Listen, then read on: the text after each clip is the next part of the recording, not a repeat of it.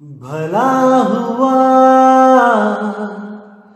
मेरी माला टूट गई, मैं राम भजन से छूटी। भला हुआ मेरी माला टूट गई, मैं राम भजन से छूटी। मेरे सिर से टली बला, भला हुआ मेरी माला टूट गई, मैं राम भजन से छूटी। मैं राम भजन से छूटी। मेरे प्यारे दोस्तों, आज जो मैं आपको ज्ञान की बात बताने आया हूं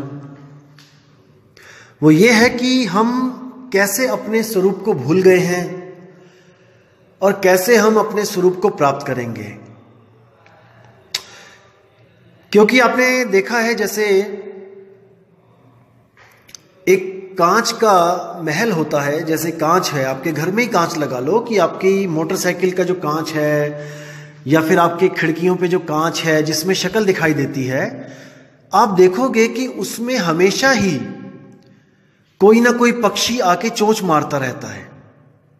आप नोट करना, जिसने नहीं देखा है वो एक बार कांच लगा के देखना, किसी अपने घर के आसपास कोई रखना ऐसे छत पे कांच जहां पर कुछ पक्षी हों, दाना डाल के देखना उस कांच के आगे।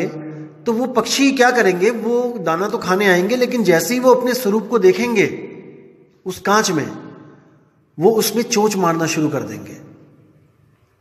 या फिर कोई बड़ा सा कांच का टुकड़ा हो तो किसी कुत्ते को लेके जाना उसके पास, अपने ही कुत्ते को, और वही कुत्ता उस कांच में देखकर भौंकना शुरू कर देगा। और आपकी लाख कोशिशों के बाद भी आप कितना ही समझा लेना उसको, वो मानेगा नहीं और वो भौंकता ही जाएगा। हार के आपको उस कांच को ही हटाना पड़ेगा, तब वो शांत होगा। दोस्तों, यही स्थिति हमारी सुरती की है। हमारी सुरती जो इस शरीर में आ गई है, अब लाख समझाने पर भी वो ये मानने को तैयार नहीं है कि ये शरीर मैं नहीं हूं। हम इसी शरीर को स्वयं का स्वरूप मान के बैठ गए हैं। यही दिक्कत है, बहुत बड़ी दिक्कत है कि हम सुबह से लेके शाम तक केवल इस शरीर की सेवा करने में लगे हैं। सेवा कौन कर रहा है? वही सुरती, वही चेतन धारा।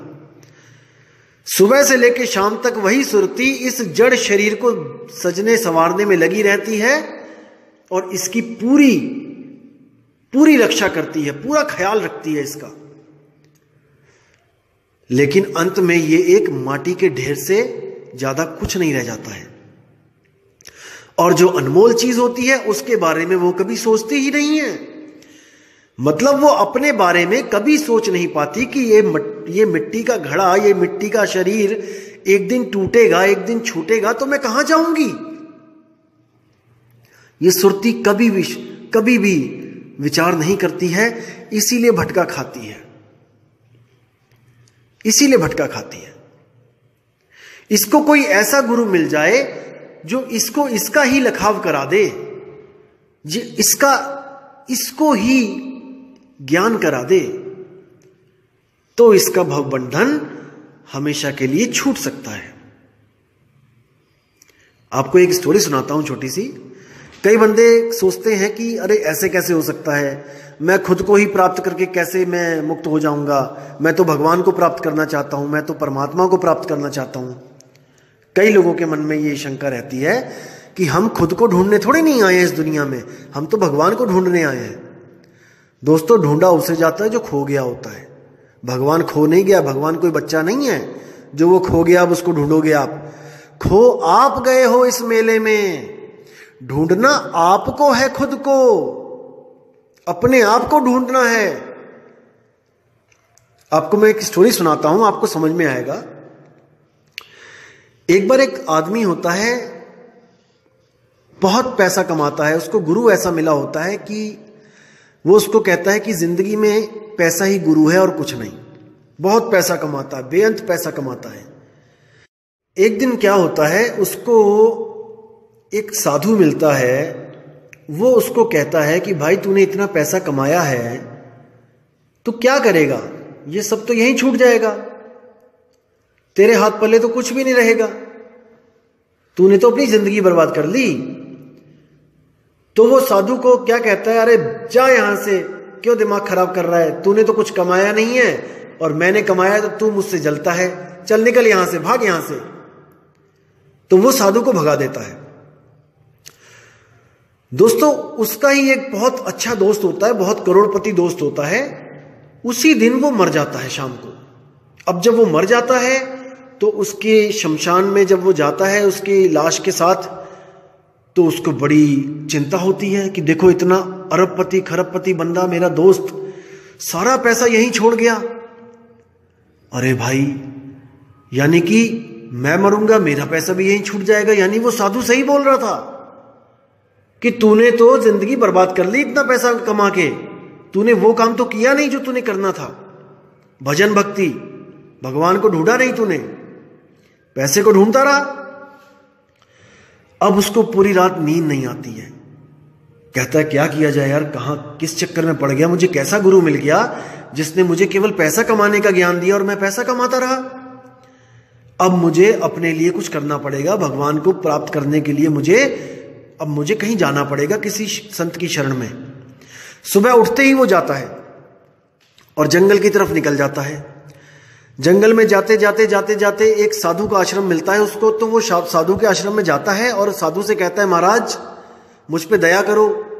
साधु बहुत ही जर्जर अवस्था में होता है, बहुत बूढ़ा हो चुका होता है और उसको साधु को लगता है कि अब 1-1.5 हफ्ते ही मेरी कहानी खत्म हो जाएगी, 1-1.5 हफ्ते में। तो वो उस आदमी से पूछता है, हाँ बेटा तुम्हें क्या चाहिए? तो वो कहता है, साधु महाराज मुझे भगवान चाहिए, मुझे भगवान चाहिए, मैं बहुत दुखी हूं, मुझे वो भगवान चाहिए, मैं ढूंढ रहा हूं उसको।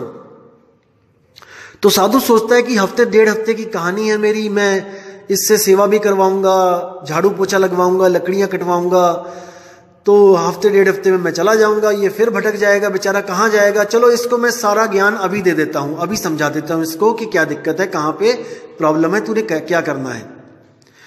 तो वो उसको बैठाता है पास में और उसको सार बताने लग जाता है कि बेटा मेरी बात ध्यान से सुन, जिसको तू ढूंढ रहा है वो तू खुद ही है। बेटा जिसको तू ढूंढ रहा है वो तू ही है। इतनी बात सुनते ही वो आदमी उठता है और साधु को 10 गालियां देता हुआ आगे बढ़ जाता है कि अरे जा, क्या बात करता है, मैं भगवान को ढूंढ रहा हूं कि मैं खुद को ढूंढ रहा हूं? खुद तो मैं हूं ही, मैं तो रोज शक्ल देखता हूं अपनी शीशे में, मैं कौन सा खो गया हूं? अरे तुझे कुछ नहीं पता, तू साधु के नाम पे ढोंगी है। ऐसी गालियां देके आगे बढ़ जाता है और वो साधु बेचारा हैरान परेशान कि अरे ये क्या हो गया। तो वो आगे बढ़ता है, आगे जाता रहता है। 10-15 किलोमीटर चलने पर उसको एक साधु की और कुटिया दिखाई देती है। तो वो उस साधु के पास बैठता है, कहता है महाराज मैं बहुत दुखी हूं। तो महाराज कहते हैं क्यों भाई, क्या दुख हो गया आपको, क्यों दुखी हो? तो वो कहता है महाराज मैं भगवान की खोज में हूं, मुझे परमात्मा चाहिए। तो साधु कहता है बेटा वो तो ठीक है, लेकिन क्या कभी आप किसी और संत की शरण में गए हो, कभी किसी और से आपने ज्ञान लिया है? तो वो कहता है किसी संत की शरण में किसी से ज्ञान तो नहीं लिया, लेकिन एक ये 10-15 किलोमीटर दूर यहां से एक कुटिया है बाबा की, पता नहीं कैसा मूर्ख बाबा था, मैं उसके पास गया, मैंने कहा कि मुझे परमात्मा चाहिए, परमात्मा को ढूंढ रहा हूं। तो वो कहता है कि तू खुद ही है जिसको तू ढूंढना चाहता है, जिसको तू पाना चाहता है। कैसा मूर्ख बाबा था। अब इतनी बात सुन के साधु हैरान परेशान कि अरे वो तो मेरा गुरु भाई है, जो ज्ञान मैं दूंगा वही ज्ञान वो देगा, और अगर उसके ज्ञान को इसने इतनी गालियां दी तो जो मैं बताऊंगा मुझे भी गालियां देगा। अब क्या किया जाए, क्योंकि ज्ञान दोनों का एक है। तो वो उसको क्या कहता है कि हाँ बेटा, परमात्मा तुझे मिलेगा, जरूर मिलेगा, लेकिन तुझे सेवा करनी पड़ेगी यहां पे आश्रम में। तो वो कहता है महाराज मैं सेवा करने को तैयार हूं, सारी उम्र सेवा कर लूंगा, मुझे परमात्मा चाहिए, मैं जिंदगी बर्बाद नहीं करना चाहता अपनी। वो कहता है ठीक है भाई, वहां पे 10 घोड़ियां 10 भैंसे हैं, उनका गोबर उठाना पड़ेगा आपको। कहता ठीक है कोई बात नहीं। अब लग जाता है बेचारा सुबह शाम गोबर ढोने में, ढो ढो के गोबर बुरा हाल, लेकिन परमात्मा चाहिए भाई, इसलिए सब कुछ मंजूर है। रोज गोबर ढोता है, रोज उनको घास पानी देता है, बुरे हाल, और पूरा दिन काम करता है। शाम को आधा घंटा मिलता है, सत्संग के लिए बैठता है, सत्संग सुनता है। समय बीतता जाता है, 1 साल 2 साल 3 साल 4 साल 5 साल बीतता जाता है समय, 5 साल हो जाते हैं। फिर कहता है गुरुजी कुछ ज्ञान दो, अब मुझे कुछ मंत्र शंत्र दो ताकि मैं परमात्मा को पा सकूं। गुरुजी कहते हैं बेटा अभी नहीं, अभी आप और सेवा करो। करते करते 10 साल हो जाता है। अब रोज वो जो सत्संग में बैठता होता है, रोज आधा घंटा जो सत्संग सुनता होता है, उससे उसकी बुद्धि विवेक जागने लग जाता है। उसको सत्संग में पता लगने लग जाता है कि ये शरीर नाशवान है, ये शरीर हमारा स्वरूप नहीं है, असल में हमारा कोई और स्वरूप है जिसको हमने प्राप्त करना है। तो ऐसे ही सत्संग सुनते सुनते सुनते 10 साल बाद उसका विवेक जागृत हो जाता है, और उसको समझ में आ जाता है कि जिसको मैं खोज रहा हूं वो मैं ही हूं। अब जब उसको इतनी बात समझ में आ जाती है सत्संग के द्वारा, तब वो सिर पे हाथ रख के बैठ जाता है कि अरे बाप रे, ये बात तो मुझे 10 साल पहले उस बूढ़े बाबा ने बताई थी कि जिसको मैं ढूंढ रहा हूं वो मैं ही हूं, और मैंने उसको कितनी गालियां देकर बेइज्जत कर कर उसको छोड़ के चला आया। कितनी बड़ी भूल हो गई मुझसे, हे भगवान मेरी भूल क्षमा करना। अभी इतना ही बात करता है कि दूर देखता है कि वही बाबा आ रहा है। किस्मत से वो बाबा ठीक हो जाता है, और वो बाबा 10 साल के बाद अपने गुरु भाई से मिलने के लिए आ रहा होता है। जैसे ही वो बाबा आता है तो वो भागा भागा उस बाबा के चरणों में गिर जाता है कि बाबा मुझे माफ कर दो, मैं वही हूं जो 10 साल पहले आपके पास आया था। बाबा आपने मुझे बताया था कि मैं खुद को ही ढूंढूंगा तभी मेरी मुक्ति होगी, आप बिल्कुल सही थे बाबा, मुझे माफ कर दो। आपने मुझे रोका क्यों नहीं, आपने मुझे रोका क्यों नहीं? तो बाबा कहते बेटा अगर मैं तुझे रोक देता तो इस आश्रम का गोबर क्या तेरा बाप ढोता? तो दोस्तों यही हालत हमारी हुई पड़ी है। जब तक हम इस दिमाग में डला हुआ गोबर नहीं ढोएंगे, नहीं निकालेंगे, बाहर फेंकेंगे, जब तक हम नहीं समझ पाएंगे कि जिसको हम ढूंढ रहे हैं वो हम ही हैं। खुद को ही ढूंढना खुदा को ढूंढना है, और खुद को पाना खुदा को पाना है। बात विवेक की है दोस्तों, समझोगे तो समझ में आएगी, नहीं तो कभी समझ में नहीं आएगी। इसीलिए मैं कह रहा हूं कि कम से कम 50 सत्संग सुनो, ताकि आपको पता लगे कि ढूंढना किसको है। दोस्तों समझना है इन बातों को। जब तक ये पुराने रीति रिवाजों का, जो पुराने लकीर के फकीर वाले जो गोबर हमारे अंदर डले हुए हैं, हमारी दिमाग में जो गोबर फेंक रखा है, उस गोबर को धीरे धीरे धीरे करके हमने साफ करना है। और जिस दिन ये गोबर साफ होने लग जाएगा, उस दिन आपको स्वयं से अंदर से ज्ञान आने लग जाएगा कि आत्मा को प्राप्त करना ही परमात्मा की प्राप्ति है। जब तक ना चीन होगे आत्म, तब तक ना मिली है परमात्म। आत्मा को प्राप्त करने पर जो अवस्था प्राप्त होती है, उसको प्राप्त करने पर परमात्मा को प्राप्त करने की जरूरत नहीं रह जाती है। अगर आप वापस उसी आत्म स्वरूप में चले जाते हो जो इस सृष्टि बनने से पहले था, तो आप स्वयं परमात्मा रूप हो जाते हो। आपको किसी अलग से किसी परमात्मा की जरूरत नहीं पड़ती है। आप भी उसी ऊंचाइयों तक पहुंच जाते हो जहां पर वो परमात्मा है।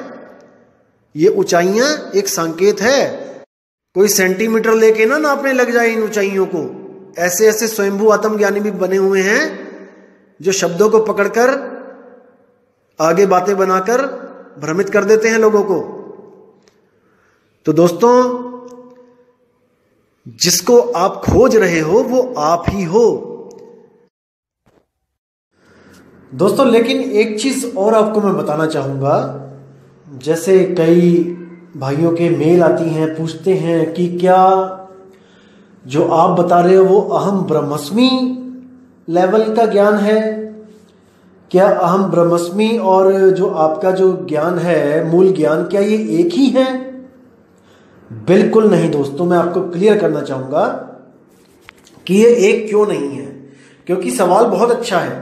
वहां पर भी ये भाव है कि मैं ही ब्रह्म हूं, यानी मैं ही करता धरता हूं, और यहां पे ये भाव है कि मैं एक आत्मा हूं। इन दोनों में फर्क क्या है, मैं आपको बताना चाहूंगा कि कहां पर गलती हो जाती है। आपको मैं ये जरूर बताना चाहूंगा। दोस्तों, जैसे मैंने आपको पहले सत्संग में बताया था कि 3 अवस्थाएं होती हैं। चीज एक ही होती है और 3 अवस्थाएं होती हैं, जीव, शिव और पीव। आपने इन तीनों को अच्छी तरह समझ लेना है तो आपका सारा कंफ्यूजन दूर हो जाएगा। दोस्तों, जीव अवस्था वो होती है जिस अवस्था में अभी हम हैं। धर्म कोई भी हो, इट डजंट मैटर। जात कोई भी हो, इट डजंट मैटर। दोस्तों, भाषा कोई भी हो, इट डजंट मैटर। हम जिस अवस्था में अभी जी रहे हैं, जो हम सारे कर्म कर रहे हैं इस दुनिया में रह के, वो एक जीव अवस्था है। जीव अवस्था का मतलब समझो कि आप एक भिखारी का रोल अदा कर रहे हो इस दुनिया में। यानी कि आप हर चीज के लिए किसी ना किसी के बंधन में हो, किसी ना किसी पर निर्भर हो। आप अपनी मर्जी से अपनी किस्मत नहीं बदल सकते कि आप चाहो कि आप गरीब हो और आप सोचो कि आज मैं अमीर बन जाऊं, तो नहीं। ये आपकी जो किस्मत में लिखा है, जो आपने कर्म किए हैं उसके हिसाब से जो किस्मत बनाई गई है, वो सब मैटर करती है। आपकी अगली जिंदगी कैसी आपकी होगी इस बारे में आप कभी भी ये नहीं कह सकते कि मैं स्वयं अपनी किस्मत लिख रहा हूं। हालांकि लिखते आप ही हो, क्योंकि जो आप कर्म कर रहे हो उसी के आधार पे किस्मत बनाई जाती है। लेकिन जो आपने कर्म किए हैं उसके आधार पे जो आपकी किस्मत दुखदाई भी आती है, तो उसको चेंज नहीं कर सकते हो, क्योंकि वो कर्म आपने ही किए हैं और भुगतने भी आपको ही पड़ेंगे। आप उसको बदल नहीं सकते हो, क्योंकि आप वो लिख चुके हो, वो कर्म कर चुके हो, और कर्मों के आधार पे आपको फल मिलेगा। जैसे आपने आम के पेड़ बो तो दिए, तो अब आपको सेब नहीं मिलेगा, या आपने बबूल के पेड़ बो दिए, तो आपको अब इमली नहीं मिलेगी। कहने का मतलब कि जो आप कर्म करोगे आपको वही भुगतना पड़ेगा। अब इस लेवल में हम इसको भिखारी मान के चलते हैं कि एक जीव एक भिखारी की तरह है। अमर है, मरेगा नहीं, लेकिन दुखी है। हर जीव आज दुखी है, जिसको बाबा नानक भी कहते हैं कि नानक दुखिया सब संसार, सुखी सोई जो नाम आधार। यानी कि हर दुनिया में हर इंसान दुखी है, चाहे कोई भी कंट्री क्यों ना हो, किसी भी देश का प्राणी क्यों ना हो, हर बंदे का कोई ना कोई दुख उसके साथ लगा है। और सुखी सोई जो नाम आधार, नाम यानी कि जो अपने सत्य स्वरूप को पा जाता है वही सुखी है। तो इसको बाद में खोलेंगे इस वाणी को। पहले मैं इस बात पे आ जाता हूं कि मैं क्या बताना चाहता हूं आपको, कि जैसे हम सब अभी जीव अवस्था में हैं, हम सब एक भिखारी की तरह है यहाँ पे, जो दुनिया में जिंदगी काट रहे हैं जस्ट। तो जब हमें कोई अधूरा गुरु मिलता है जो ब्रह्म तक की साधना करवाता है, वो हमें क्या बोलता है कि आप ही ब्रह्म हो। वो आपको एक नाम देता है, आप उसकी नाम की साधना करते हो, और अब साधना करते करते करते जब ब्रह्म अवस्था तक पहुंचते हो, तब आपको यह महसूस होता है कि जिस 2 पैसे के लिए आप तरसे हो इस दुनिया में, वो आपने ही बनाई है। समझो इसको। आपको ब्रह्म तक पहुंच गए, ऐसा लगता है कि आप ही ब्रह्म हो। उस अवस्था तक पहुंच के लगता है कि मैं ही ब्रह्म हूं और मैं ही इस दुनिया का राजा हूं, मालिक हूं। किस दुनिया का? इस 5 तत्व की दुनिया का। भ्रम ये है, खुद को ना जानना और खुद को एक कर्ता मान लेना, यही भ्रम है। क्योंकि अगर अपने आप को राजा मानोगे तो दोबारा राजपाट करने का आपकी इच्छा हो जाएगी, वो इच्छा खत्म नहीं होगी, क्योंकि आप उस भूल को अपना गुण मान के देखोगे कि अरे मैं तो राजा हूं, मैं तो दुनिया बना सकता हूं, मैंने ही दुनिया बनाई है, और आप ये दुनिया दोबारा बना दोगे। दुनिया का मतलब क्या है दोस्तों? जो पिंडे सोई ब्रह्मंडे, ये शरीर ही 3 लोक है, इस शरीर में ही तीनों लोक बसे हुए हैं, और हर 3 लोक को, हर शरीर को इस आत्मा ने ही बनाया है, भ्रमित होके ब्रह्म स्वरूप में आके, और वही ब्रह्म स्वरूप भूल के हम आगे जीव स्वरूप में आ गए हैं। इसलिए हम ये भी भूल गए हैं कि ये हमने बनाया है, ये शरीर को बनाने वाला मैं हूं, और एक कल्पना करता हूं कि मुझे किसी भगवान ने बनाया। नहीं दोस्तों, जब आप भक्ति पथ पे आओगे तब आपको पता लगेगा कि ब्रह्म आप ही हो, आप ही वो ब्रह्म स्वरूप हो जिसने ये दुनिया बनाई है। लेकिन उस ब्रह्म स्वरूप को हम भ्रम स्वरूप कहते हैं। भ्रम यानी आपने भ्रमित होकर आत्म स्वरूप से गिरकर ब्रह्म स्वरूप को प्राप्त किया, और वहां एको ब्रह्म की अवस्था पैदा हुई और अहम बहुश्याम अवस्था को प्रकट किया, और एक से अनेक हो गए। एक से अनेक मतलब एक ब्रह्म अवस्था से आगे अहंकार, 3 गुण, 5 तत्व, 25 प्रकृति, और ये सारा जगत हो गए। इसको कहते हैं ब्रह्म अवस्था। जब जीव ब्रह्म अवस्था तक पहुंचता है और इसके आगे का ज्ञान इसके पास नहीं होता है, तो वो अहंकार को प्राप्त हो जाता है, वहां पर मैं की भावना आ जाती है। यही मैं की भावना अगली सृष्टि बनाने में सहायक होती है, कारण होती है। इस मैं को खत्म करना है दोस्तों। इस मैं को तभी खत्म कर पाओगे जब आपको दुनिया बनाना एक महान काम ना लग के एक भूल लगने लग जाए, गलती लगने लग जाए, तब आप अपनी गलती को सुधारोगे, ना कि आप वहां पर अहंकारी हो जाओगे कि मैं ही सब कुछ हूं। दोस्तों, इसीलिए कबीर साहब का ज्ञान भूल को सुधारने वाला ज्ञान है, ना कि आपको भगवान बनाने वाला ज्ञान है कि आप ही दुनिया के मालिक हो। बिल्कुल नहीं, ये शिव अवस्था है दोस्तों। 3 अवस्था जो बताई है, जीव, शिव, पीव। ये जीव से आप शिव अवस्था में पहुंच जाते हो, जहां पर आपको यह महसूस होता है, आप इस भ्रम में रहते हो कि मैं ही शिव हूं, मैं ही इस दुनिया का कर्ता धर्ता हूं, मैं ही अलग हूं, मैं ही शून्य हूं, मैं ही निराकार परमात्मा हूं। इसको समझो मेरे भाई।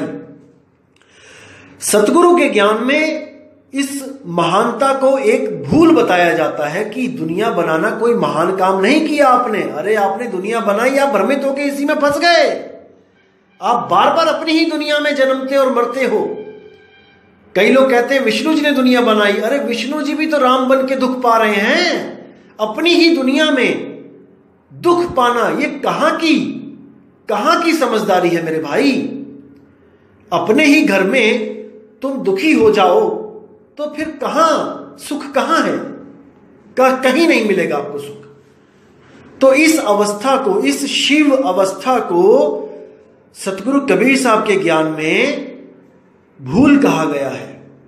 इसलिए आप इस अवस्था को पार बड़े आराम से कर जाते हो। यहां तक कि आपके दिमाग में एक बार भी यह ख्याल नहीं आता है कि मैं इस अवस्था को प्राप्त भी करूं। जबकि दूसरे जितने भी अधूरे गुरु हैं वो आपको कहेंगे कि आप ब्रह्म अवस्था को प्राप्त करो, और आपको वो ऐसी साधना दे देंगे जिससे आप शून्य निराकार तक पहुंच के उसी का रूप हो जाते हो। आप ही निराकार बन जाते हो, आप ही स्वयं ब्रह्म ज्ञानी हो जाते हो। नहीं दोस्तों, हमने ब्रह्म ज्ञानी नहीं होना है। ब्रह्म ज्ञान तो कबीर साहब के यहां पहली पौड़ी है। जीव से ऊपर ब्रह्म ही है, और हमने पहली पौड़ी नहीं, हमने उससे आगे निकल जाना है। उससे आगे हम तब निकल पाएंगे जब हमें अपना निज स्वरूप प्राप्त होगा, निज स्वरूप का ज्ञान होगा। कबीर साहब के मार्ग में आपको पार ब्रह्म का ज्ञान दिया जाता है कि आप ब्रह्म से भी पार हो। ब्रह्म तो आपकी एक भूल अवस्था है, जिस अवस्था में आपने इस शरीर को जन्म दे दिया है, सृष्टि बना दी है। तो इसको दोस्तों समझो। कबीर साहब की जो ज्ञान की विधि है वो क्या है? तू तू करता तू भया, मुझ में रहाना हूं। ये जो हूं है यही अहंकार है, यही ब्रह्म अवस्था है। ब्रह्म ज्ञान में कभी भी तू तू नहीं होता है, वहां पर मैं ही मैं होता है। और कबीर ज्ञान में आपको आपका स्वरूप बता दिया जाता है जो अहंकार से भी परे है। जो अहंकार से भी परे है तो अहंकार आने का वहां मतलब ही नहीं होता है, क्योंकि आप जिसकी साधना कर रहे हो उसके गुणों में अहंकार है ही नहीं। इसको समझो। जो अहंकार पैदा हुआ वो खत्म करना है। वो कैसे खत्म होगा? जब आप सहज हो जाओगे, क्योंकि सहज गुण ही अहंकार को खत्म करने का एकमात्र रास्ता है। और वो ऐसे खत्म नहीं होगा कि आपको कोई कहने लग जाए कि दिन रात सहज रहो, सहज रहो, सहज रहो। सहज सहज करने से सहजता नहीं मिल सकती, जैसे राम राम करने से राम नहीं मिल सकता। भाई सहजता आत्म चिंतन में स्वयं आती है, स्वयं से वो गुण प्रकट होता है। जब आप आत्म चिंतन करने लगते हो, जब आप अपने आप को जानने लग जाते हो, अपने निज स्वरूप को प्राप्त करने लग जाते हो, तो जो नकली स्वरूप अहंकार की वजह से पैदा हुआ है आप उसको त्यागने लग जाते हो। जब वो स्वरूप ही नहीं होगा तो आप दोबारा प्रकट ही नहीं करोगे। जब आपको अपनी भूल पता लग जाएगी कि कैसे मुझसे भूल हुई है दोस्तों, फिर आप उस भूल को अपनी महानता नहीं सोचोगे कि मैं ही ब्रह्म हूं और एक ही ब्रह्म से ये सारी सृष्टि बनी है और वो मैंने ही बनाई है। यही अहंकार भाव दोबारा दुनिया पैदा करने का मूल कारण है। तो दोस्तों, कबीर साहिब के मूल ज्ञान में यही है कि आपकी भूल सुधर जाए। जो आप बार बार गलतियां करते हो वो गलती आपकी सुधर जाए, तो आपको स्वतः ही सहज अवस्था प्राप्त हो जाएगी और आपका जो चंचल मन है ये सुरती को दोबारा भटका नहीं पाएगा, क्योंकि इसका अंत हो जाता है। केवल सुरती की वजह से, उस चेतन धारा की वजह से ये मन गतिमान है, ये तन गतिशील है। कई लोग ऐसे भी मिलेंगे आपको जो आपको भ्रमित करेंगे कि आपका जो शरीर है वो मरता इसलिए है क्योंकि उसमें से सूक्ष्म शरीर निकल जाते हैं और वही सूक्ष्म शरीर महाचेतन शरीर है। दोस्तों बिल्कुल गलत। अरे उस सूक्ष्म शरीर को भी चलाने वाली वो आत्मा है, वो चेतन धारा है जो स्थूल शरीर को भी चलाती है, सूक्ष्म को भी चलाती है, कारण महाकारण केवल हंस को भी चलाती है। उसको नहीं जान पाने के कारण जीव एक शरीर से दूसरे शरीर में भटकता है। लेकिन अगर सतगुरु मिल जाए तो आपको इसी शरीर में उस आत्म शक्ति का, उस चेतन धारा का अनुभव भी होगा और जहां से वो बिछड़ी है उस जगह का पता भी चलेगा और उसमें उसका मिलान भी होगा। तो साहिब कहते हैं, सुरत समाये शब्द में और वाको काल न खाए। वो शब्द स्वरूप जो घट घट में व्यापक है, उस शब्द को जब ये सुरती प्राप्त करती है तो इसकी भटकना हमेशा के लिए खत्म हो जाती है। तो ब्रह्म ज्ञान से ये ज्ञान बिल्कुल भिन्न है। यहां पर आपको पहले ही बता दिया जाता है कि आप ब्रह्म से न्यारे हो और आपने ब्रह्म को पैदा किया है, ना कि ब्रह्म ने आपको पैदा किया है। ब्रह्म यानी शून्य, यानी निराकार। जब तक आप ये मान के चलोगे कि आप ब्रह्म से पैदा हुए हो दोस्तों, तब तक आप आत्मा को कभी प्राप्त कर ही नहीं सकते। कुछ स्वयंभू ज्ञानी, आत्मज्ञानी आपको भ्रमित करने की कोशिश करेंगे कि आप शून्य से पैदा हुए हो, और आप एक अखंड नियम के अंतर्गत पैदा होते रहते हो। दोस्तों, अगर हम ब्रह्म से पैदा हुए हैं तो फिर तो हमारा पिता ब्रह्म हुआ है और हम अपने पिता को प्राप्त करके मुक्त हो सकते हैं। लेकिन ब्रह्म को प्राप्त करने के बाद भी, शून्य को प्राप्त करने के बाद भी हम मुक्त नहीं हो पा रहे हैं। इसका मतलब गलती हो रही है हमसे कहीं। क्योंकि अगर हमें कोई जेल में पकड़ के ले जाए तो हमारी मुक्ति इसमें नहीं कि हम जेल में मर जाएं। हमारी मुक्ति इसमें है कि हम जेल बनने से पहले जहां थे हम वहां पहुंच जाएं, अपने परिवार में पहुंच जाएं, अपने पिता के पास पहुंच जाएं, तो हम मुक्त हो गए। तो ये नकली स्वयंभू आत्मज्ञानी आपको हमेशा यही घोषित करेंगे कि आप शून्य से पैदा हुए हो और आप ही तत्व हो, वो महाचेतन तत्व आप ही हो। दोस्तों, आप तत्व नहीं हो, आप नितत्व हो। आप मन नहीं हो, आप सूक्ष्म शरीर नहीं हो, आप स्थूल शरीर नहीं हो। जब तक आप ये नहीं समझ लोगे, जब तक आप मुक्त हो ही नहीं सकते। अरे अगर आप ही मर जाओगे तो मुक्त कौन हुआ? मरने को मुक्ति नहीं कहा जाता है। अज्ञान को छोड़ने को, तत्वों को गिराने को मुक्ति कहा जाता है। जैसे आपके ऊपर किसी ने बेड़ियां ही बेड़ियां डाल दी तो आप बंधन में हो। अब आप मुक्ति चाहते हो तो इसका मतलब यह नहीं कि आप खुद को गोली मार लो और मर जाओ। दोस्तों, आप वो बेड़ियां उतार दो तो आप मुक्त हो। और वो बेड़ियां क्या है? वो है शून्य। शून्य से ही सारे तत्व प्रकट होते हैं और आपने उन तत्वों को धारण कर लिया है। यानी कि आप शून्य से भी पहले थे, तभी तो आपने धारण किया है। अगर शून्य आपसे पहले होता तो आप किसको धारण करते? आप तो स्वयं शून्य से बने हो फिर तो। अगर ध्यान देना दोस्तों, अगर आप शून्य के बाद बने हो तो शून्य से तो केवल शून्य ही बन सकता है। समझो इसको, शून्य से केवल शून्य ही बन सकता है। मतलब शून्य से ये तत्व बन सकते हैं। तत्व भी शून्य ही है। आप कोई भी तत्व उठा के देख लो, वो शून्य ही है। शून्य का मतलब निर्जीव, उसमें कोई जान नहीं है। कोई भी तत्व उठा के देख लो, पत्थर उठा लो, पानी उठा लो, अग्नि देख लो, हवा देख लो, क्या ये जान है इनमें? क्या ये जीवित हैं? ये सब निर्जीव 5 तत्व हैं, क्योंकि शून्य स्वयं निर्जीव है। बिना आत्मा के शून्य से भी कुछ नहीं प्रकट हो सकता। जो कुछ प्रकट हो रहा है वो उस आत्मा की शक्ति से प्रकट हो रहा है। और कुछ लोग आपको भ्रमित करेंगे कि शून्य कहां नहीं होगा, जहां पे तत्व होंगे वहां शून्य नहीं होगा। अरे भले पुरुषों, दूध से ही दही बना है, दूध से ही मक्खन बना है, दूध से ही पनीर बना है। अगर पनीर का टुकड़ा आप दूध में डाल दो और कोई आपको यह कहे कि दूध वहां नहीं है जहां जहां पे पनीर है, अरे स्वयंभू आत्मज्ञानी, पनीर भी दूध से ही बना है। दूध के कण कण में पनीर है, पनीर के कण कण में दूध है। लेकिन बिना गुरु के ये ज्ञान नहीं समझ में आता भाई। इसीलिए कह रहा हूं, गुरु धारण कर ले, अभी समय है। बाद में हाथ पल्ले कुछ नहीं रह जाएगा।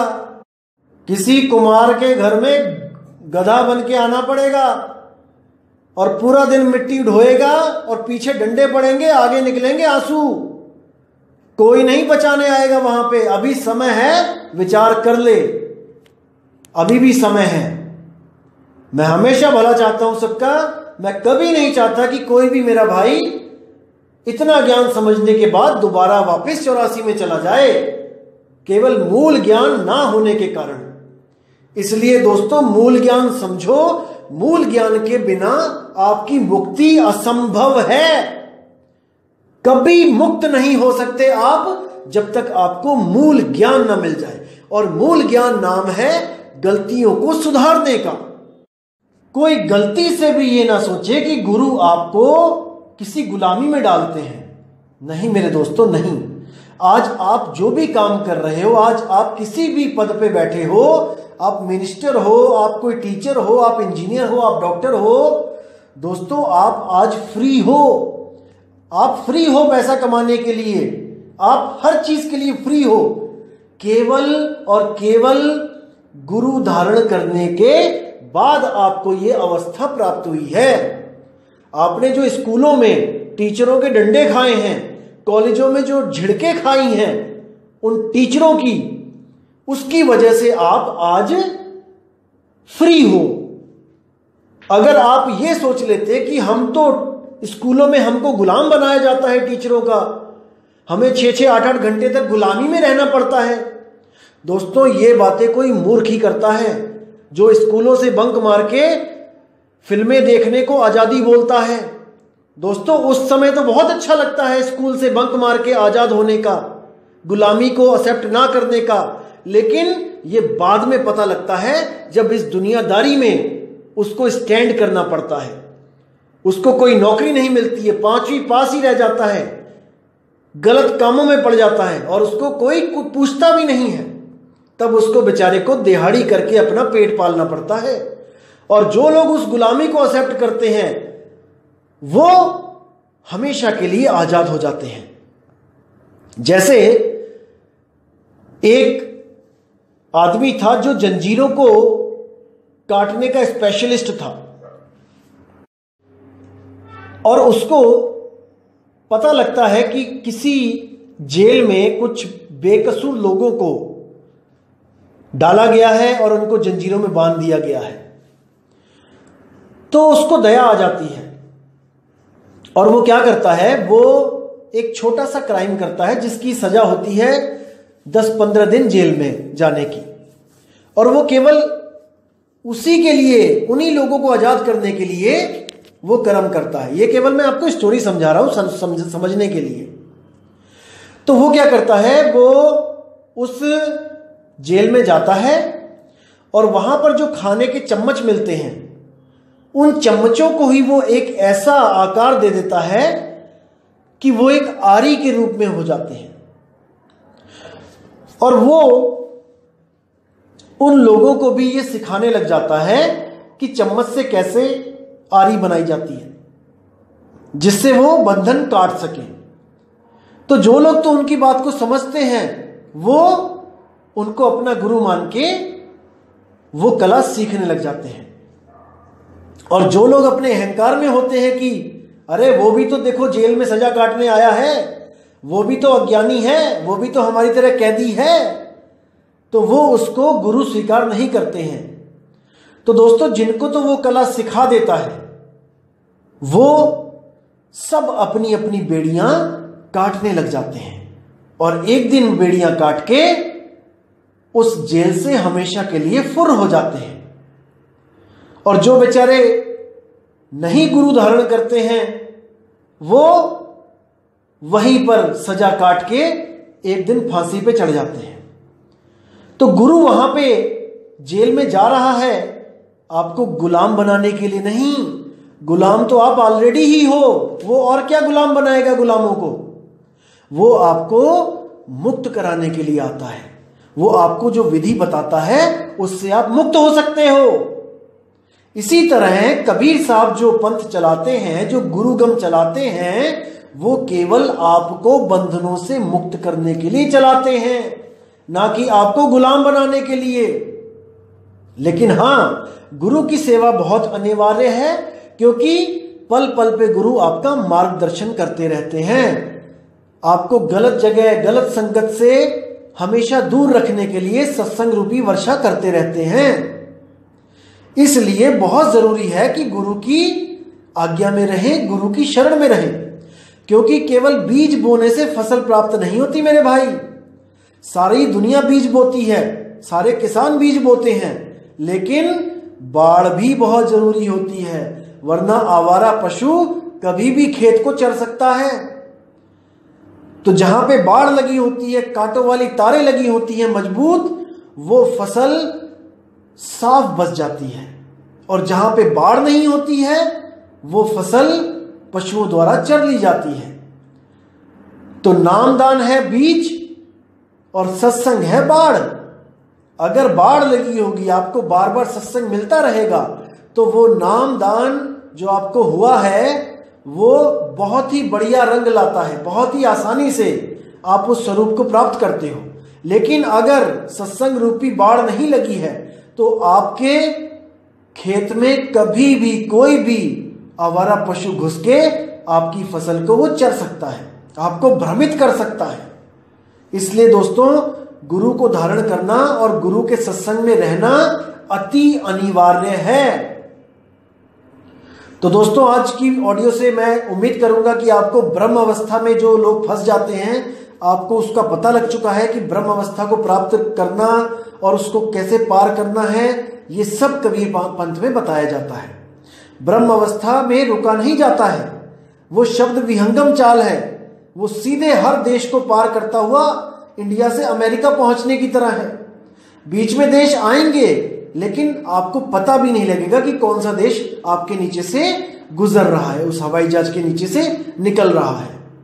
इसी तरह आपको पता भी नहीं चलेगा कि कौन कौन से चक्र आपने पार कर लिए हैं, कौन कौन सी अवस्थाएं आके निकल भी गई, क्योंकि वही तो भ्रम है, उसी को छोड़ना है।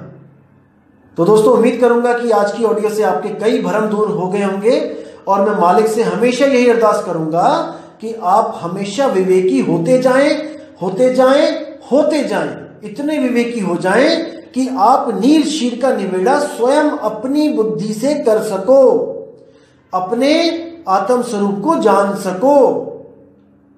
तो दोस्तों, अब विदा चाहूंगा आपसे और बहुत जल्दी एक नई ऑडियो के साथ आपके सामने ज्ञान लेके आऊंगा।